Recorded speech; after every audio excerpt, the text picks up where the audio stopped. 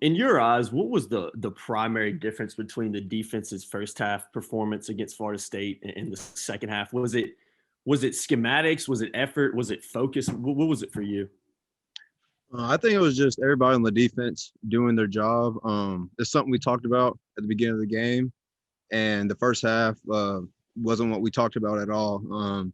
Coming in at halftime, there was no ink drawing up at halftime. It was strictly everybody doing their job. We didn't have any schematic flaws at halftime. We came in, we found out that people were misfitting gaps, trying to do too much, instead of just doing their job. And that was really the case in the first half. It was just everybody making sure they're doing their job. And in the second half, I think you saw that everybody was doing their job, and we were able to get a lot of stops on defense. Thanks, Jeremiah. Mark Armstrong, go ahead. Jeremiah, how do you define this rivalry? What makes it particularly spicy playing these guys each year and making it a game that people enjoy so much? It's an in-state rivalry game. Something really to get excited about, especially this early in the year. Usually we're facing them the second last game. Last year we played them the very last game of the season. It's something to really get excited about, especially coming off a loss against Florida State. All right, Ross Martin, go ahead, Ross. Jeremiah, what kind of message do you want to send in this game after coming off a loss and going against a big rival? I just want to go back and do what we did the first couple of weeks and stop in the run, show that we can get back to where we were the first couple of weeks of the season, and showing that we can be a top run stuffing team in this country. And I think that's what they pride themselves on too. They pride themselves on toughness. They pride themselves on running the ball, running inside zone, counter game, stretch. And I think if we can stop that, that'll be great for us. And getting into the run defense, what do you have to do? You said, obviously, do your job, play a role, but schematically, can you kind of take a step back and into the film room on what needs to happen for you to stop NC State's run attack and your role in it too? Yeah, it's been a little different than the past couple of weeks we've seen. VTech and Florida State both use the equalizer of running the quarterback.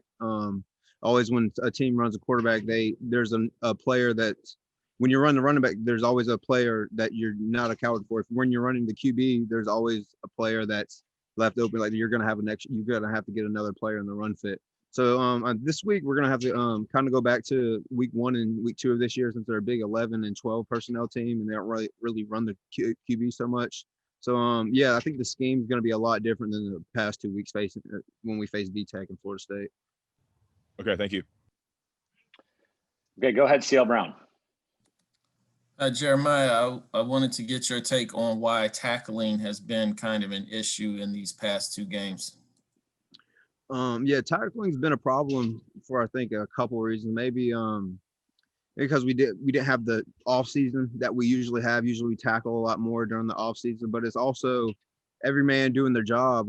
When a man's not doing their job and another guy has to take over for that and try to get in the fit, usually he's gonna swipe and miss a tackle because he's going out of his element and going out of his gap to try to make someone else right. So for us, looking back on film and seeing all the missed tackles, it was a lot of people doing other people's jobs and then trying to make a tackle and missing the tackle. So I feel like really working hard. Like today we had a tackle circuit. We worked on a lot of open field space tackling drills, using the sideline as leverage. And I think we just need to carry those techniques that we have in practice into the game, and along with everybody doing their job. What is the challenge like in terms of, when we talked to the coaches yesterday, like we know you guys don't hit to the ground every time in practice. What's the challenge like going from kind of simulating how tackling should be and angles and everything like that to actually doing it on Saturdays? Is there a disconnect of not actually following through, during the week and then having to do it? Like, does that factor into it at all? For me, no. I don't feel like there's any excuses. In practice, if you go full speed and you track that back hip like you're supposed to, and you go full speed, then that should transpire to the game. But if you're not going full speed in practice and you're not giving it all, then you're going to end up seeing that in the game. And I think us looking back on film from prior weeks, if us going a little bit harder in our tackling circuits, it'll transpire to the game. Thanks. All right, last one from Greg Barnes. Hey, Jeremiah, you broke down the run defense aspect of this game on Saturday. I wanted to ask what challenges Bailey Homan presents at quarterback. Looking back on his film, he actually has a really strong arm. He's not as maneuverous as the other quarterbacks, but he still buys time with his feet to get his receivers open. He lets his blocks set up for him instead of him scrambling way outside the pocket. He sets up, buys time for his receiver to make a throw. Obviously he's not as elusive as the prior quarterbacks, but also the prior quarterbacks we faced haven't had an arm like him.